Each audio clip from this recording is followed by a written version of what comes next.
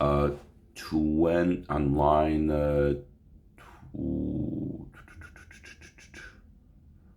on line.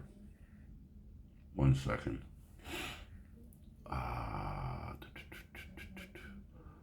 On line 24, I believe.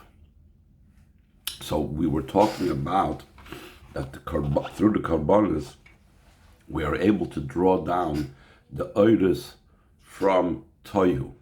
But we are explaining that even though the Karbonis are drawing down from the world, from the oiris of Toyu, Toyu is still connected with Tikkun. That's gonna be the result of this entire conversation. And we explained yesterday that even though the oiris of Toyu were merubim, they were too great for the kelim to handle, but it was a result of the kelim mu'atim of Toyu, meaning that the keli was not functioning what it was supposed to do.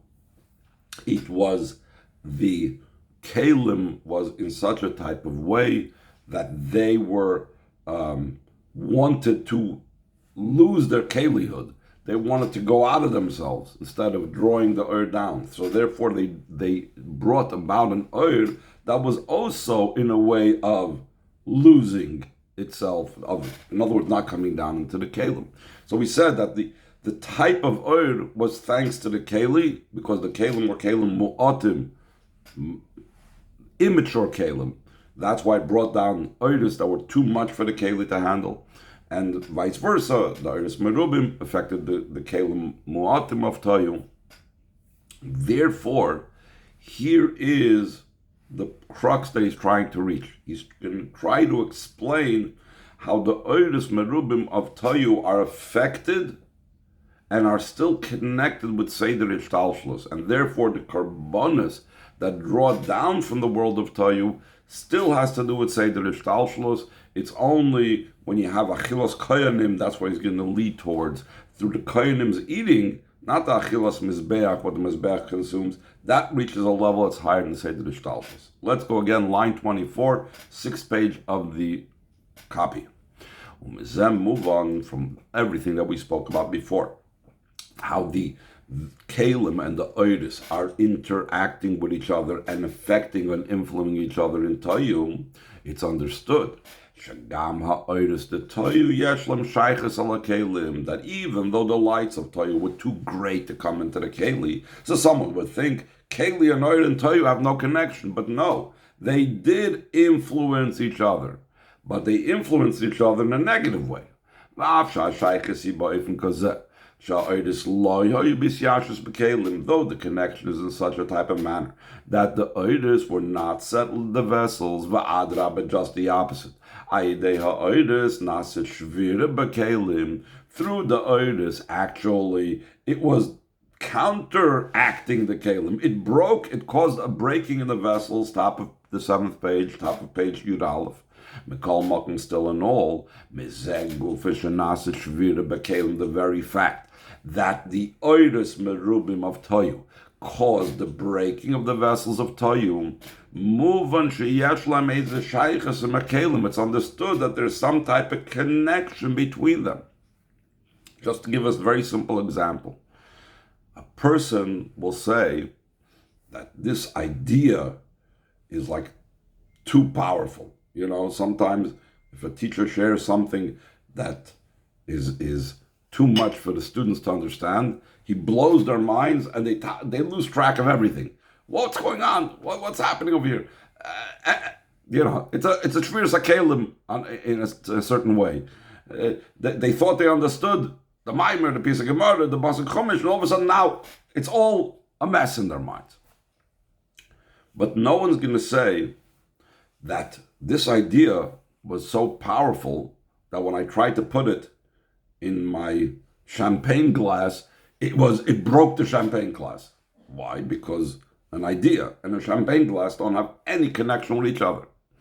The same thing, the very fact that we're saying the oiris, the Toyu were so powerful that they overwhelmed the kelim of Toyu and they broke them. that means that they're in the same world, they're in the same, they have a certain type of association that the Oidus of Toyu can influence and impact the Kalim.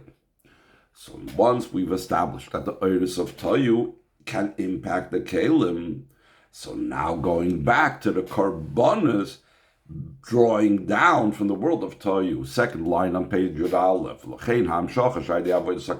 Therefore, that which we say, that through the Karbonis we bring down from the world of Toyu. Because B'chlal, the Toyu is the 288 sparks. The 288 sparks came down in the physical things, including into the animal that we're bringing down the Mizbeach. But still in all, even though the Avodas HaKarbonos taps into the world of Toyu, it's not considered drawing down an entirely new light. It's only something that still has to do with Seder Ishtalshalos. Though through the Avodas HaKarbonos comes down the light of the world of Toyu, Mikol Makom Ein Zer Kadosh, it's still not a new light. Lefisha Oidus the Toyu Yeshlam Shaykh Salatikun, because the lights of Toyu still have a relationship with Tikkun. How's that? All we explained is the relationship between the Oidus of Toyu and the Kalim of Toyu. Now he's going to extend that and say it's even more so, that the world of Toyu is connected with Tikkun, which is Seder Ishtalshalos. How do we reach that idea? So he explains in line 7, the Hine Toyu v'Tikkun Yeshlam Shaychazol, is that Toyu and Tikkun have a connection, association with each other. Shari Toyu hu b'shvil ha-Tikkun. Chassidus Kabbalah brings down that the Toyu that was created was not just like, it was a mistake. Hashem Chas v'Shalom didn't know what he was doing. He made too much oil, the Kalim broke. So then we had to start all over again, back to the drawing board. No, Chas v'Shalom. But rather, the Toyu was for the sake of Tikkun.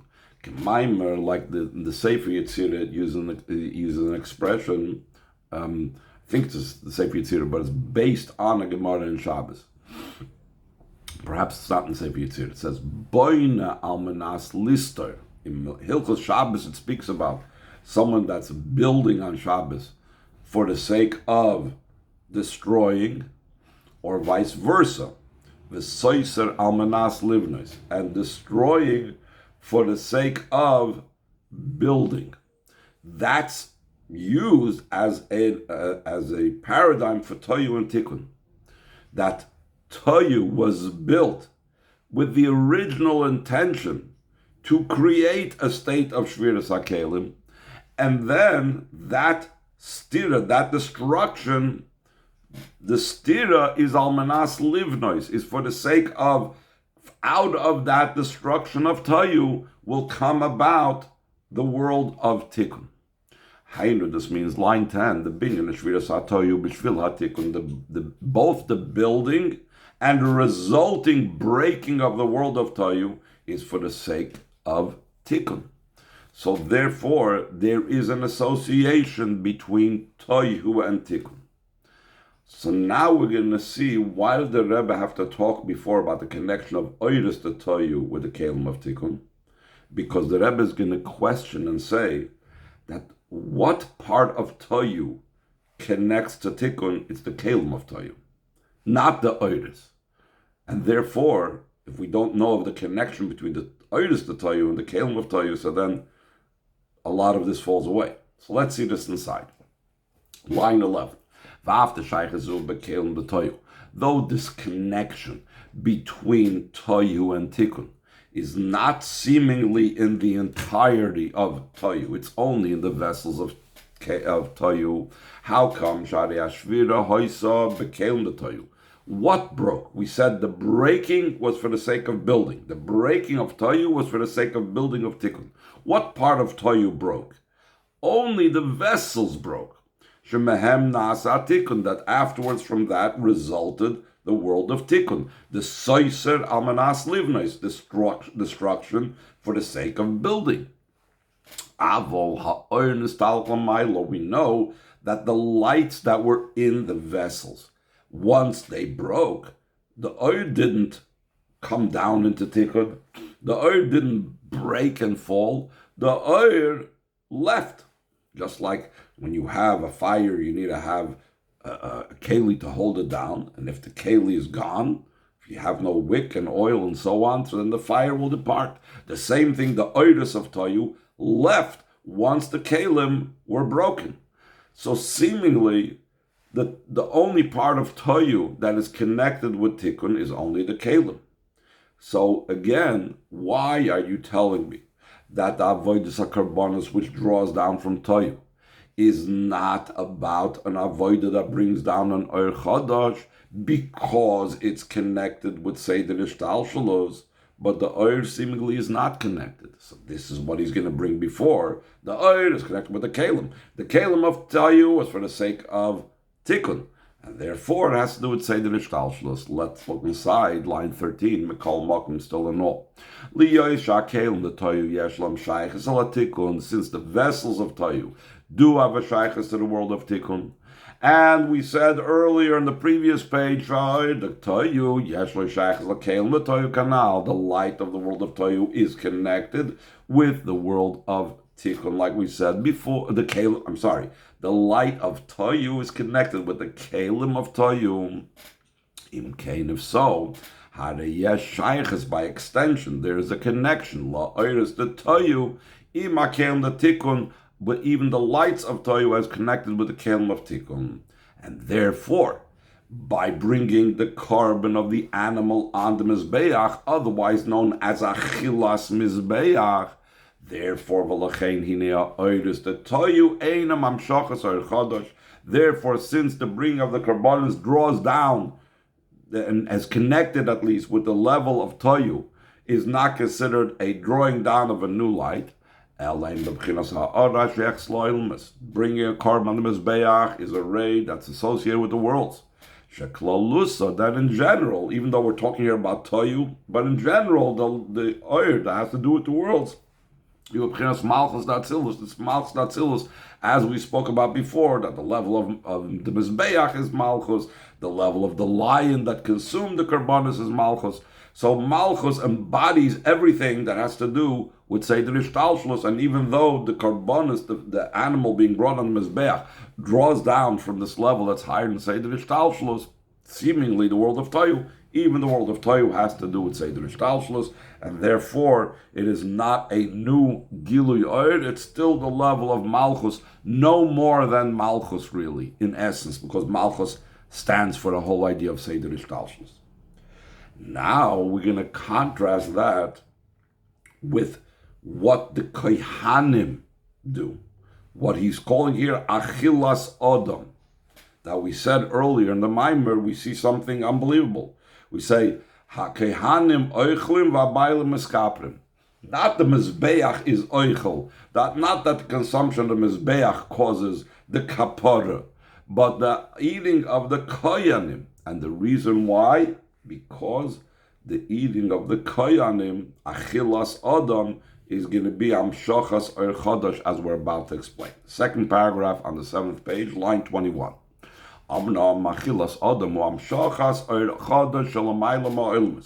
The consumption of a person, meaning over here the kayanim, is drawing down a new light that's beyond the world. Adam is going on the spheres of Atzilus, the midas of Atzilus, those levels that are higher than Malchus. Malchus is the level of Seder Ishtalshalos, we said. Zeir Anpin is beyond the Seder Ishtalshalos. That's the level of Adam that corresponds to the Adam down here. Behema has to do with El Matoyu, because that's the source of the Behema. The level of Adam in Seder Ishtalshalos, that's Zeir Anpin. Where do we see this? Like it says in the Bus Yechezkel Vad Musak, he said, Muskmar Adam, that on the image of the throne, he saw an image like the visage of a person. And what's that visage of a person? Al Pichsidis in Kabbalah, Shu Bechinas Zeir Anpin, top of page Yud base. U Bechinas Zeir Anpin, U Bechlal Ha'olam Ein Sof. The level of Zeir Anpin, even though it's an Atzilus, but it's of a totally different level. It has to do with the worlds of the Ein Sof. Like the Alter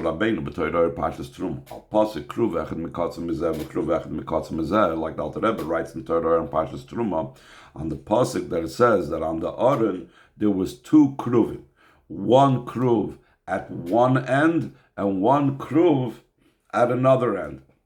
What does that mean? What are the two ends corresponding to?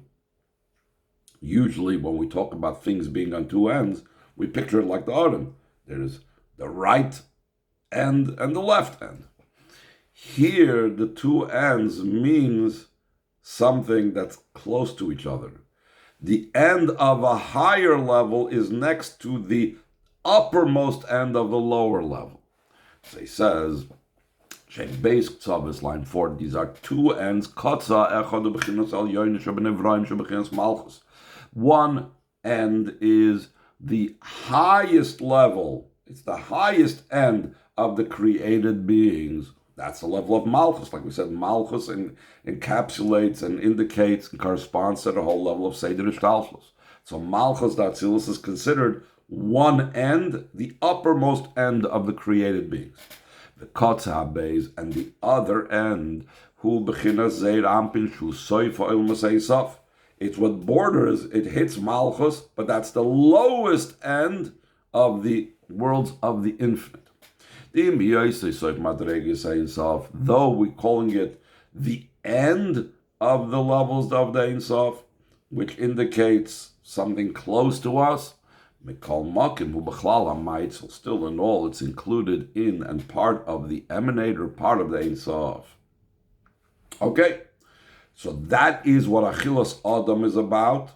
It's about Adam ha'elyon, ze'er anpin, a level which is higher than Seder Ishtalshlus, that needs to eat as well. How did we define eating earlier? Eating means, just like by us, I take something in and it adds to my chayis.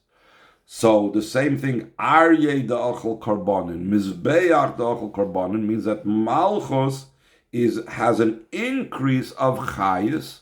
It's eating from where? From Zeir Ampin. Now, if we're talking about Achilas Adam, there's Adam that's eating. There's the level of Zeir Ampin. The Ein Sof is eating. Who and what adds and feeds and gives extra chayis to the Ein Sof. And why? If it's Ein Sof, it's the Meitzel, you said, it's the emanator. So he says in line 9, Umekol Makim, still in all, despite the fact that it's part of the Ein Sof, Tzadich is Bizam Shachsar, there has to be the drawing down of light into the level of Adam, the level of Zeir Ampin, the ends of the Ein Sof. Shezeu inyan achilas Adam shnitvasev chayis ba'Adam. That's what it means, the consumption of the Adam, that life and vitality and energy is added in the Adam, just like human beings, when they're eating, they're getting more chayis. How come? Why would Zon need to be added chayis to? Though it is still part of the infinite worlds, we just now finish saying that it's the end of the infinite worlds.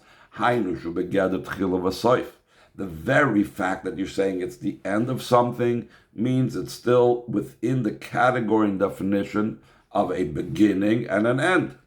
If so, it is only a ray that has no importance whatsoever, has no significance, like the ray in comparison to the essence, the sunlight in comparison to the sun. And therefore, since Ze'er Ampin, Adam ha'elyon, has no significance comparison to higher, therefore, therefore it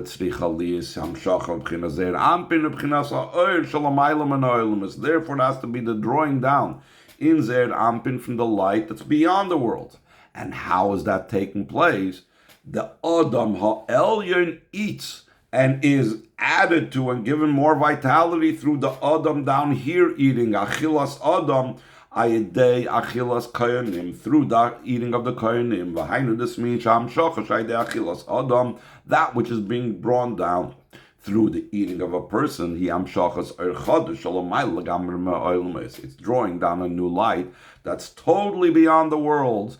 Not only beyond the levels of Malchus that has to do with Seder Ishtalshlus, but it's even beyond Zeir Ampin, the loizable vacha in kamal se'ila alul. Not only is it beyond the level of Ilah being higher than the Ol, like we spoke about before, that even in the what we're drawing down through the level of the carbon beheiman mizbeach, it's higher than the Ilah causing the Ol.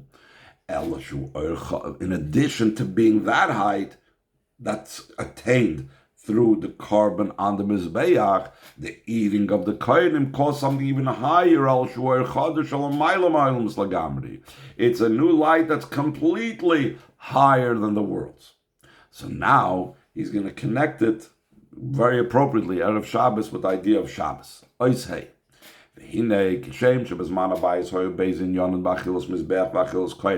Just like in the times of the Beis Hamikdash, there are these two levels of the carbon of what they accomplished, what the Mizbeach consumed, and what the Kohanim consumed.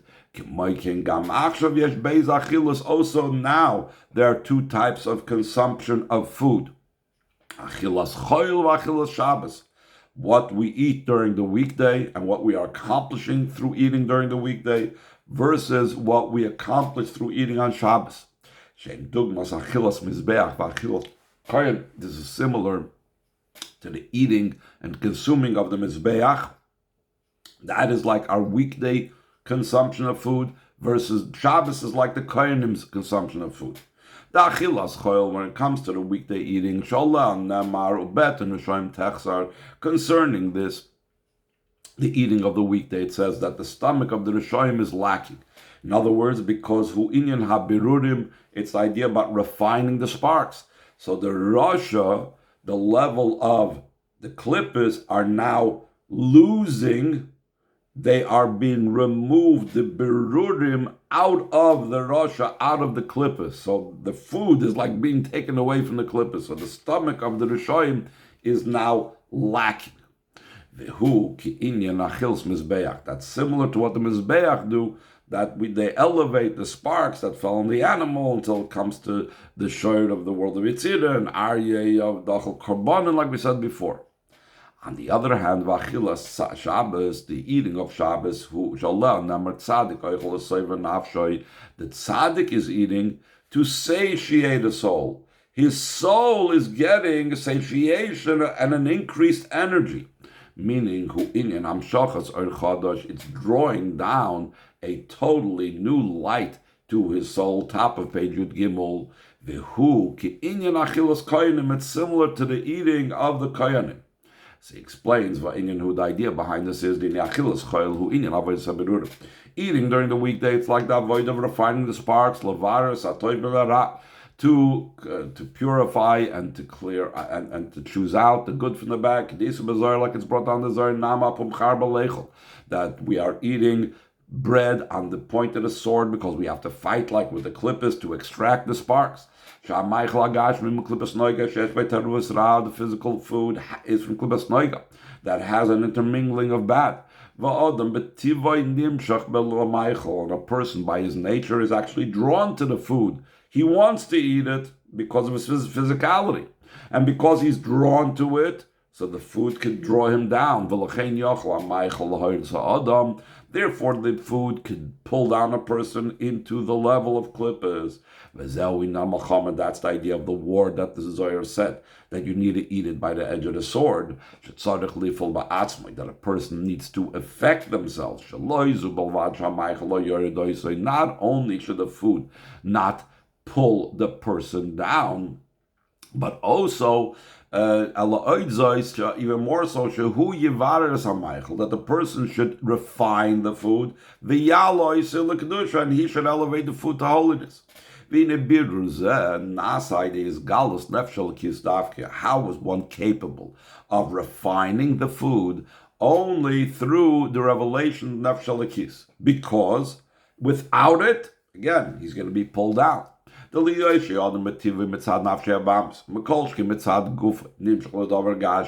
the person by his nature, because of his animal soul, and even more so because of his body, he's drawn and attracted to the physical food. Because of his innate attraction to it, it's possible that not only will he not refine the food, but even more so that the food will pull him down. Therefore, the refinement is specifically through the revelation of the godly soul. Therefore, it's prohibited to eat before davening. Like it says, do not eat upon the blood. And there's many different explanations. What is this blood that he's talking about?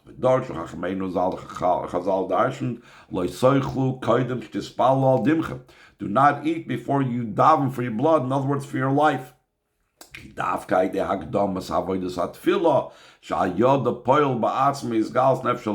Only through prefacing the avodah of davening, then he brings nefesh lekis out.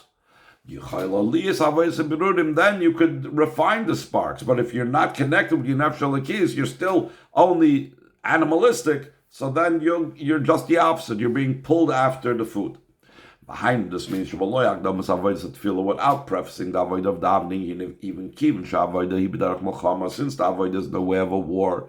The inyan hamilchama hu shagam al umazem is gaber. The idea of a war is that it could be the other side could overcome at times. Like it says, that one nation will overpower the other nation in the battles between Yaakov and Esav and Yaakov in the world.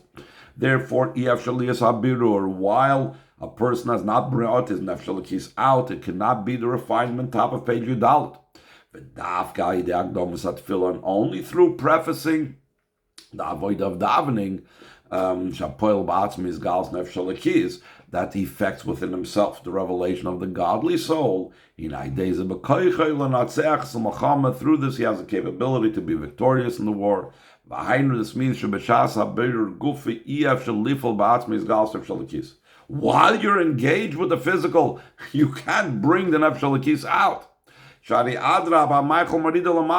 he's going to wait for when he's actually engaged with the klippah, it's not going to help. The food is going to draw him down. And by his nature, he's drawn to a physical thing. Only